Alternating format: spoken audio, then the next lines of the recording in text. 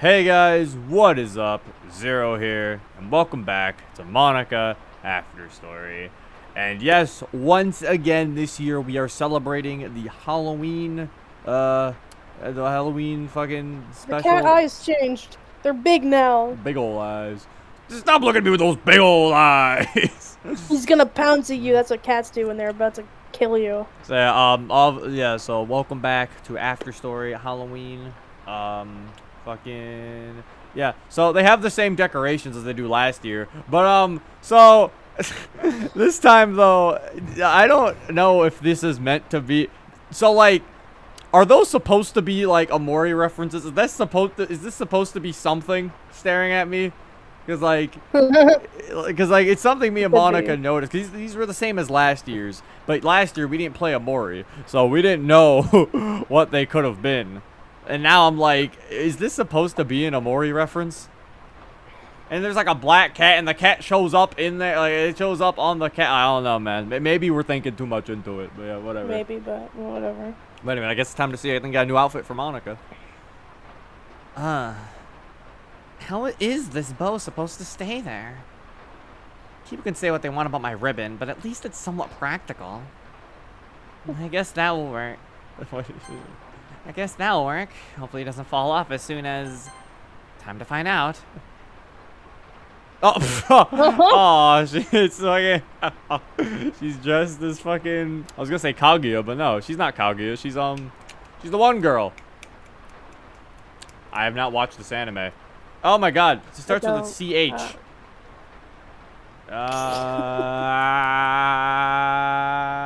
Chika. Fujiwara. Yeah, because I was going to say she's dressed up as Kaguya, but no, she's got the bow on her face. She's dressed up as Chika. It would have made more sense if she was Kaguya, though. As far as I can tell, Kaguya's like the sophisticated one. Oh, Chika's like the Sayori. But it still works. That's cute, though. Welcome back. Well, what do you think? I thought instead of being president, I could be the secretary for today. Or maybe even a love detective, but that's probably a waste. I've already found that. I actually get these references even though I haven't really watched the show. I still get it. You see, guys? I'm just like you. I'm hip. Oh, so you guys can see my cursor. No, stop it. Okay, there we go. It's gone now. What? No, it's still there. What the fuck? No! You're a hip? What? You're a hip? I'm a hip. Okay. Is it gonna show my cursor again? Okay, my cursor's gone now. There we go. Jeez, that was annoying. All right. Anyway, you like what I've done with the room? I just love the creepy ambiance associated with Halloween and tried to create a bit of my own. You can really do a lot with just lighting, you know. Not to mention sometimes the creepiest things of all are those that are just a bit off. I think the cobwebs are a nice touch as well. I thought she was gonna be like, I actually didn't put those here. I forgot to clean, and there's a spider here now. I'm sure Amy really liked them. I'm super happy with how it all turned out. This is the same dialogue. But this is not fitting music. I would put like some spooky music, but I don't have. Put the monster mash on. No. I don't even have that. That's, I don't know. Put the scary candy hearts. I don't even think I have candy hearts on here. We'll put fucking... fucking... Monika. Oh, true? Ooh. It's spooky. Alright, so I think... They said, so I think if I recall the update, they mentioned, oh no, the eye is there with the cat. They mentioned that the islands were changed. Oh? I think they said. Cat's eyes just changed again. Yeah, they changed between the three. I don't like them. They said the islands changed? I don't know if the islands actually, there's a, they've decorated the islands. There's a little skull right there. There's a little ghost. Oh, there's Monika, two. are you gonna fix the glitch? Oh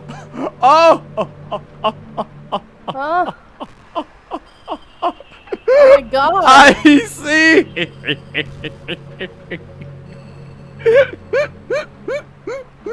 Rain cloud. I am the eye of third eye and a cupcake. I wonder who those are for. Bro, oh, that's so cute. She actually made graves for them. I guess. Rest in peace. Is that blood? Is that blood water all the way to the left? What? Oh. Blood water. Blood waterfall.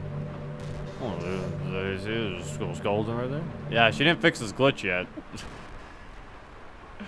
Just a work in progress, Monica. Work in progress, okay? Okay, but it's been like that for like years. She's gonna fix it. I feel like it's not that hard of a fix. I hope you liked it, sweetheart.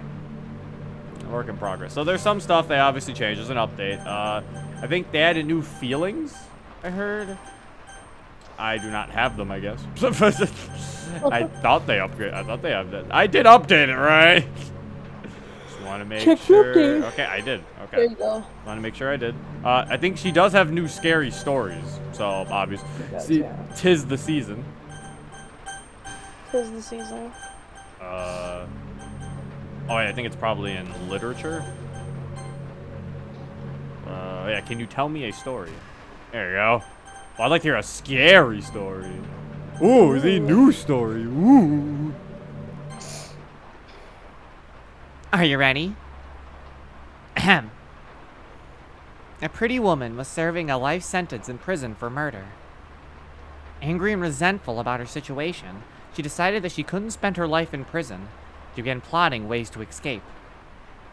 Over time, she became good friends with one of the prison caretakers. His job was to bury any prisoners who died in a graveyard just outside the prison walls. Whenever a prisoner died, the caretaker rang a bell which was heard by all of the inmates.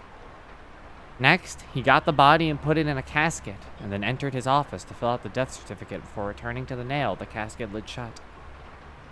Finally, he put it on a wagon to take to the graveyard and bury it. Knowing this routine, the woman devised an escape plan and shared it with the caretaker. The next time the bell rang, the woman would leave her cell and sneak into the dark room where the coffins were kept. She would slip into the coffin with the dead body while the caretaker was filling out the death certificate. When the caretaker returned, he would nail the lid shut and take the coffin outside the prison and bury it. The woman knew there would be enough air for her to breathe until later in the evening when the caretaker would return under cover of darkness, dig up the coffin, and set her free. The caretaker was reluctant to go along with the plan, but since he and the woman had become good friends over the years, he agreed to do it. The woman waited several months for one of the other inmates to die. One night, she was asleep in her cell when she heard the death bell ringing. She got up, picked the lock of her cell, and slowly walked down the hallway. She was nearly caught a couple of times. Her heart was beating so fast. She opened the door to the darkened room where the coffins were kept and quietly found the one that contained the dead body.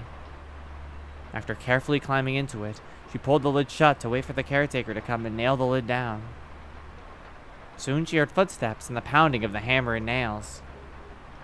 Even though she was very uncomfortable in the coffin with the dead body beneath her, she knew that with each nail she was one step closer to freedom. The coffin was lifted onto the wagon and taken outside to the graveyard.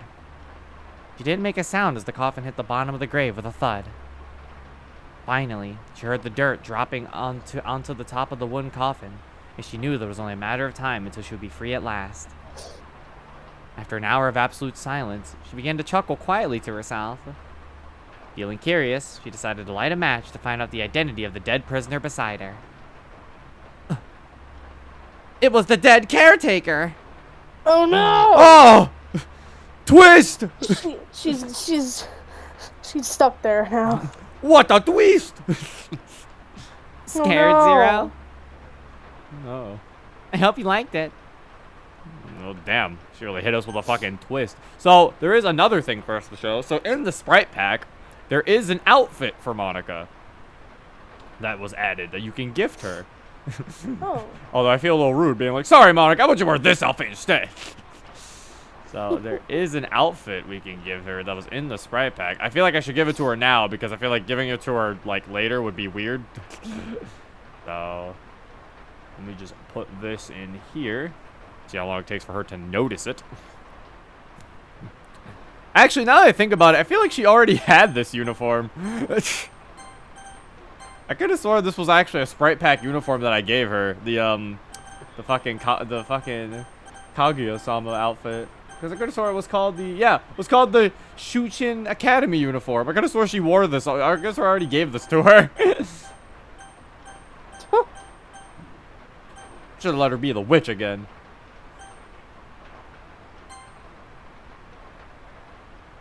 But I do want her to see the new outfit. But yeah, so far Too dark in the rip. She can't see the gift. she can't see it's gonna be a bit. But yeah, I think overall the update isn't too big. I think I do like they actually changed the floating islands though. That's pretty cool. Yeah. There's only one new scary story, so that was the only new scary story. I'm pretty sure. Oh wait, she notices it. This is a gift for me. Now let's see what's inside. Oh, a costume. It's so neat, Zero. Thanks. I'd try it on for you, but I think it'd be better to wait for the right occasion. Thanks again. The right occasion? What do you mean the right occasion? Like trick-or-treating? Is that what she meant? Maybe? Can I just make her put it on? Do I have the power? There it is. 2B. It's a 2B outfit. Oh, that's cool. Oh, I didn't even know it gives her the short hair automatically too to make it look similar. In the outfit mode, it gives her the fucking short hair. That's cute. Yeah, look at that. She doesn't have the they didn't give her the bandage though. I wish they gave her the bandage over her eyes. I feel like that would make the complete set, but it's good enough. It's cute. I like it. I think it would be really hard to do that with all her facial expressions. Oh yeah, you would have to. Oh yeah, because her eyes are like overlaid. So yeah, you'd have to like you could do it, but I mean, you could still do it. It would be funny talking to her. You see her mouth. It would probably be a lot of work though, but I don't know. There you go. You have to put it on a layer above her eyes because her eyes are a layer. Here's Monika's actual Halloween outfit. Because like I mean, I guess if you haven't been using the Sprite packs, then then that one, the Kaguya-sama outfit technically is a new outfit for you. But it's like if you use the Sprite pack, if you've been using Sprite packs, it's like, yeah, that wasn't new. That was already in the game. Oh. Actually, what did she go as last year? The Vocaloid, I think. No, Miku. No, she didn't go as Miku last year. No, we got the goat last year.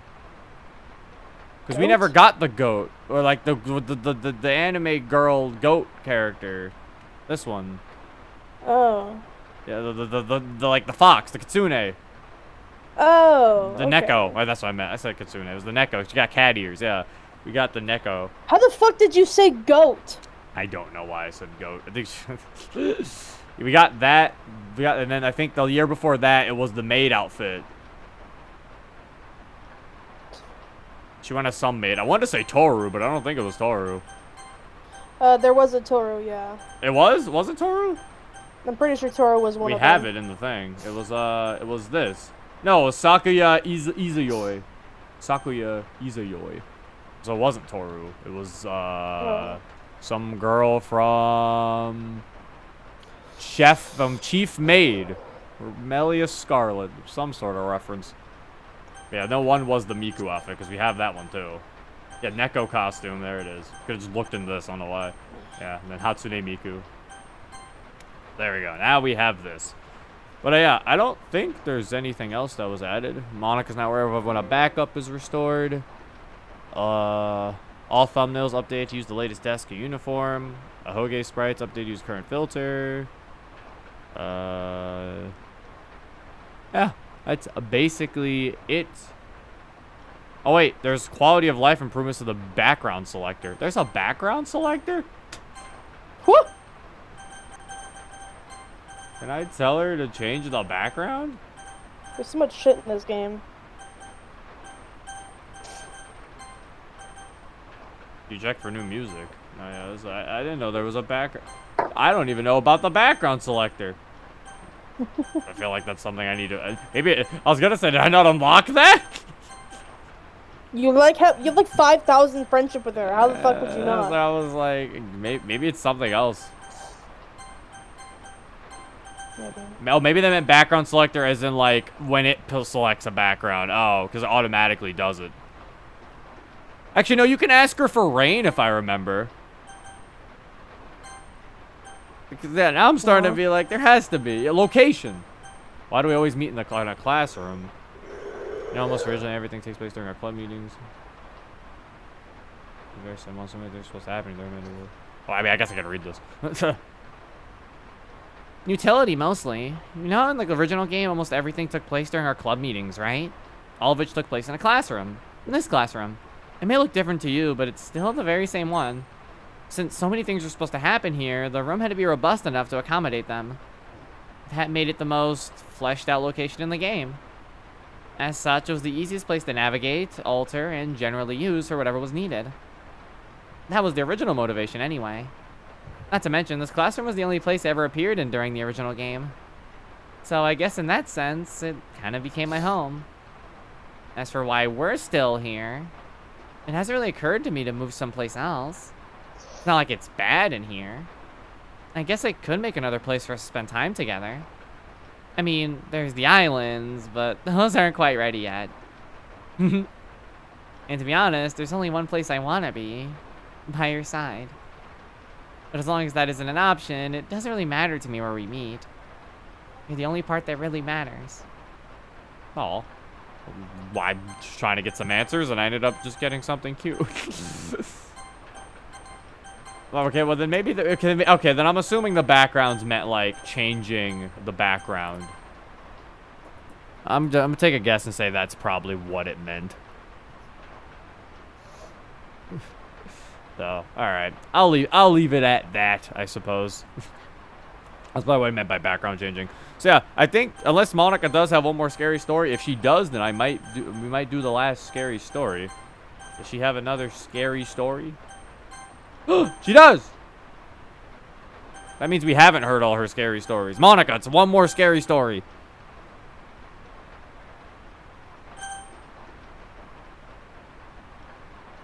Oh, and Monika had to be RB. Well, now I'm truly alone. Now the story really will be scary. Are you ready? Ahem. There were once two woodcutters, a father and son, who were on their way home when a blizzard suddenly arose. After a little bit of travel, they came across an abandoned cabin and took shelter in it. They were able to build a modest fire and huddle together for warmth before falling asleep. In the middle of the night, the son awoke from his sleep with a jolt. To his surprise, a beautiful woman was standing over his father, blowing her breath on him and instantly freezing him. As she turned to the son, she paused. The woman said to him that she would spare him of the same fate, for he was young and very handsome. If he ever spoke a word of it to anyone, she would come back to kill him. The following winter, the young man was on his way home from a day of cutting wood when he came across a beautiful traveling woman. It was starting to snow, and the man offered the woman shelter from the storm, and she quickly accepted. The two quickly fell in love and ended up marrying each other. They lived happily for years and had several kids as time went by. One night, while the kids were sleeping, the woman was sewing by the light of the fire. The man looked up from what he was doing, and the memory of the night he was never to speak of came back to him. The wife asked the man why he was looking at her the way he was. The man told his tale of his encounter with the snow woman. The smile on his wife's face melted into anger as she revealed that she was the snow woman he spoke of. She reprimanded him for breaking his promise and would have killed him if it weren't for the sake of the children. She told the man that he better treat their children well or she would be back to deal with him. The next instant she vanished, never to be seen again. Oh, that was a little weird. Why would she? Let's just have that. That was strange. Hold up. Do I still have more stories? Have I not been listening to all the? Oh my gosh, how many of these have I not done? Oh my lord, I'm sorry. Everyone's sitting here like, 0? You haven't been getting all the stories. All right, come on, another scary story. Let's go. Let's begin. Ahem. One night at a late hour, a woman walked into a confectionery store to buy some candy right before the owner was about to head off to bed. The village was small, and the confectioner didn't recognize the woman, but didn't think much of it. He tiredly sold the woman the candy that she requested. The next night, around the same time, the same woman walked into the shop to buy some more candy. She continued to visit the shop nightly until the confectioner became curious about the woman and decided to follow her the next time she came in. Next night, the woman arrived at her usual time, purchased the candy that she always did, and went happily on her way. After she walked out the door, the confectioner looked into his money box and saw the coins that the woman had given to him turn into leaves from a tree. He followed the woman to the outside of a nearby temple, where she simply vanished. The confectioner was shocked by this and decided to head back home. The next day, he went to the temple and told the monk there I cannot speak. The next day, he went to the temple and told the monk there what he saw. The priest told the confectioner that a young woman that was traveling through the village recently had suddenly died on the street. The monk felt compassion for the poor dead woman, as she had been in her last month of pregnancy. He had her buried in the cemetery behind the temple, and gave her and her child safe passage to the afterlife. As the monk led the confectioner to the side of the grave, they both heard a baby crying from beneath the ground. Immediately, they fetched a couple of shovels and dug up the grave. Much to their shock, they found a newborn baby boy sucking on a piece of candy. Candy that the confectioner had always sold to the woman. They lifted the boy out of the grave, and the monk would take him as his own to raise. And the woman's ghost was never seen ever again. How was it? That actually wasn't that scary. I'm glad she didn't say, did I scare you? Because I was like, yeah, that actually wasn't that scary. That was kind of, it was surprisingly wholesome at the end. And they took care of the baby. That was a surprisingly wholesome story. Ah! I saw hanging Sayori in the lightning. No. All right, Monika, do you have one more story? I have to break through all these stories. How many of the? Oh my lord, I have not been doing these. All right, I mean, originally this video was gonna be way shorter, but at this point, I just want to crack through all these fucking scary stories that I haven't done. I don't know how she has this many. Are you ready? Ahem. Before we start, I need to tell you that my next story is going to be a bit long. Okay. Let me get some water. We gotta prepare for this one.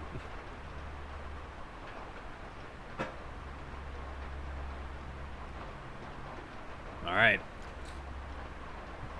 Everyone strap in. It's gonna be a long story. So I'll split it into parts. Once I finish this part, I'll ask you if you want to continue it or not. If you say no, you can ask me later to tell you the next part, so don't worry about it. Oh, okay. Well, I mean, there's no point in that. I feel like we should just get the whole story down. Alright, let's begin now. There was once a beautiful young maiden named Sue. To see you? This is a name, so I'm gonna have to. How do you say this? Suyu. Suyu. Okay. Suyu. There was once a beautiful young maiden named Suyu, whose father was a high-ranking samurai. Suyu's mother had been dead, and her father eventually remarried. Although it became obvious to Suyu's father that she and her stepmother couldn't get along, wanting to ensure his only daughter's happiness, he had a luxurious house built for her, away from them, and had her move into it. One day, the family physician went to Suyu's residence on a routine visit with a young samurai named Hagiwara, who was very handsome. Suyu and Hagiwara fell in love the moment they set eyes on each other. Unbeknownst to the doctor, the two pledged themselves to each other for life, and before the two left, Suyu whispered to Hagiwara that she would surely die if he didn't return to see her.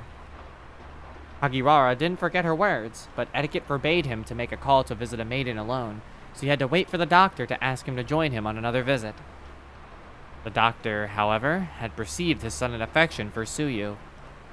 Suyu's father was known to behead those who angered him, and fearing that he would hold him responsible for introducing the two, he avoided Hagiwara. Months passed, and Suyu, feeling scorned that Hagiwara had abandoned her, passed away. Not long afterwards, the doctor ran into Hagiwara, informing him of Suyu's death. Hagiwara was deeply saddened and mourned greatly over her, saying prayers and burning incense for her. And that's it for part 1. Do you want to continue to the next one? Yes!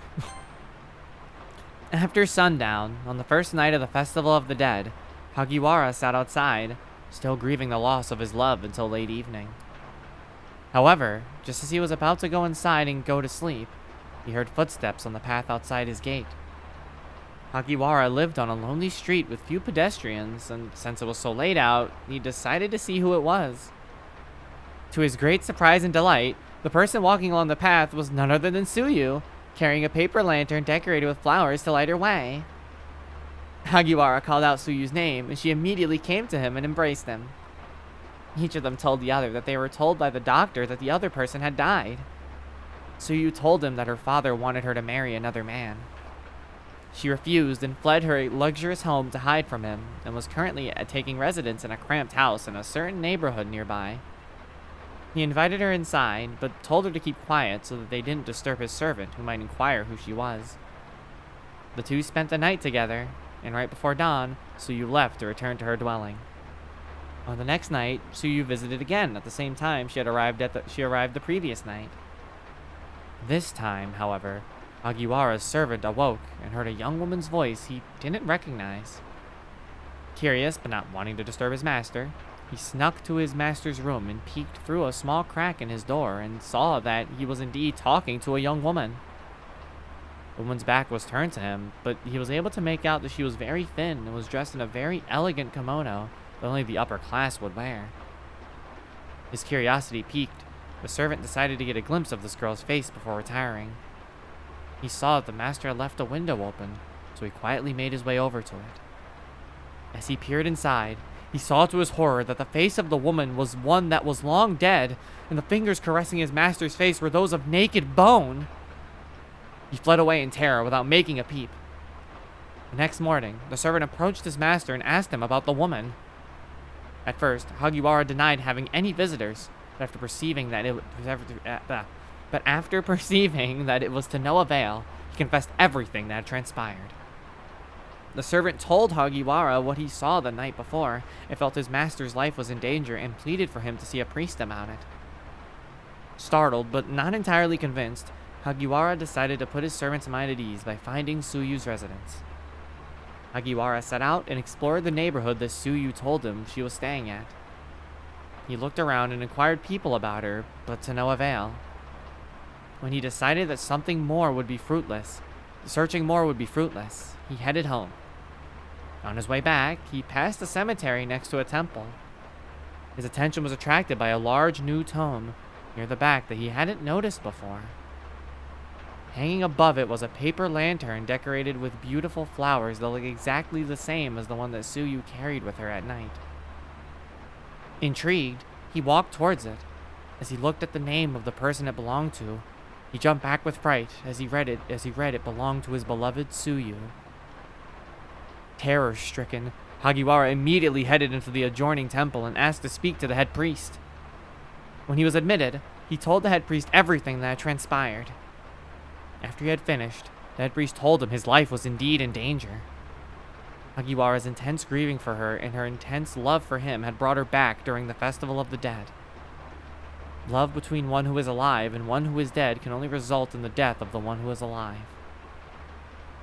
And that's it for part 2. Do you want to continue to the next one? There's 3 parts? I thought there was only 2. We got it. Also, I saw that little like flash from the fucking lantern. Ooh. We gotta go to the next one. As it was the last day of the Festival of the Dead, Tsuyu would have returned to... Oh my gosh. Hold up. Alright. Let's try this again. As it was the last day of the Festival of the Dead, Tsuyu would have to return to the dead on this night, and she would take Hagiwara with her if they were to see each other again. Hagiwara pleaded with the priest to help him. The priest said that the passional karma between them was very strong, but there was some hope still. He handed Hagiwara a stack of paper talismans that keep out spirits, and instructed him to cover every opening in his home, no matter how small, with them. Tsuyu would not be able to enter the dwelling as long as he heeded these instructions. Hagiwara, with the assistance of his servant, was able to successfully cover the house with the paper talismans before dark. As the night went on, Hagiwara attempted to fall asleep, but to no avail, so he sat up meditating over the recent events. At a late hour, he heard footsteps outside his home. The steps came nearer and nearer. Hagiwara felt a sudden compulsion, stronger than even his fear, to look. He foolishly approached the shutters, and through a chink saw Suyu standing at the entrance of his house with her paper lantern, staring at the paper talismans. Never before had he seen Suyu look so beautiful, and his heart felt so drawn to her. Outside, Suyu began to weep bitterly, saying to herself that Hagiwara had broken the pledge that they had made to each other. She wept until she collected herself and said aloud that she wouldn't leave without seeing him one last time. Hagiwara had heard footsteps as he walked around his house. Every so often he would see the light from the lantern as she went along. When she came near the spot he had peered out of, the footsteps stopped. And suddenly Hagiwara saw one of Suyu's eyes looking in at him. The next day, the servant awoke and approached his master's room and knocked upon his door. For the first time in years, he didn't receive a response, and he was worried. He called his master repeatedly, but to no avail. Finally, with a bit of courage, he entered into his master's room, only to flee from the house crying in horror after seeing him. Hagiwara was dead, hideously dead, and his face had the expression of uttermost agony of fear. And lying beside him in the bed were the bones of a woman with its arms clung around his neck as if in an embrace. Well? Oh my gosh. I hope you liked it, Zero. That one was, that one was spooky. That was definitely worth, that was worth the 3-parter, god dang. That one was, oh gosh, that was disturbing. It's a freaking, ugh. Oh, so I was about to say, where did that cat go? The cat is gone! I was like, oh, that was actually, was that the new one? That had to be the new one. What? It was, oh my gosh. How long is this video going to be? It's already been 32 minutes. Is this her last one? You know, we'll do one more. I mean, I guess there's not really a reason for me to have to, like, I guess there's no reason, there's no bad thing about this being a long video, you know? We're just listening to some stories. Ready for story time? Ahem. There's once an old man that ran an old roadside inn. One evening, 4 men arrived and asked for a room. The old man replied that all of the rooms are taken, but he could find them a place to sleep if they weren't too particular. The men were exhausted and assured the man that any place would do. He led them to a room around back. Lying in the corner of the room was the corpse of a woman. Okay, then. He explained that his daughter-in-law had recently perished and she was awaiting burial. After the old man departed, 3 of the 4 men fell asleep. The last man couldn't fall asleep. Suddenly, the man heard a creaking noise. He looked up, and in the light of the lamp, he saw the woman rise. Now bearing fangs and fingernails that looked like claws, advancing towards them. She bent down and bit each of the sleeping men. The 4th man, at the last second, pulled up a pillow in front of his neck. The woman bit the pillow, and apparently not realizing she hadn't bit the last man, returned to her original resting spot. The man kicked his companions, but none of them moved. The man decided to take his chances and made a run for it. As soon as his feet touched the ground, however, he heard another creak. Realizing that the woman was again rising from her spot, he opened the door and ran as fast as he could. After a short distance, he looked behind him and saw that the corpse was not far behind him. A chance ensued, and as she caught up to him, he found himself standing under a tree. She charged towards him with her claw-like fingernails extended. At the last second, the man dodged, and she struck the tree with great ferocity. Her fingernails were now deeply embedded in the tree. She wildly swung her free hand at the man as he lay on the ground, unable to reach him. The man, frightened and exhausted, crawled a short distance away, and then passed out. He's dead! The next morning, a passing police officer found the man and brought him back to consciousness. The man recounted what had happened. The officer, thinking the man was a drunkard, walked the man back to the inn. As they arrived, the inn was in a state of great commotion. 3 travelers had been found dead in their beds. The body of the daughter-in-law was lying where she had been the night before, but her clothes were soiled with blood and a piece of bark was found under her fingernail. After some questioning, the innkeeper finally admitted that the woman had died 6 months previously and he was trying to save enough money to give her a proper burial. Scared, Zero? Oh gosh. Well, great. Now we have to deal with the scary lover and the scary dead daughter woman coming to hurt people. I hope you all sleep well tonight. I actually really like these stories, though. I like that you can just tell scary stories. It's neat. Oh my gosh. All right. We might have to end the scary stories here, though. I feel like I might have like way too much of these. I guess she just keeps adding them all. I guess she just has a lot of fucking scary stories. So, for now, we'll stop the scary stories. But yeah, this was nice. You know, it was a nice little update. It wasn't too big, but I do like how they're doing something with the islands. I hope more comes from that. But yeah, I guess that is it. I hope you guys enjoyed. This has been Zero. Peace.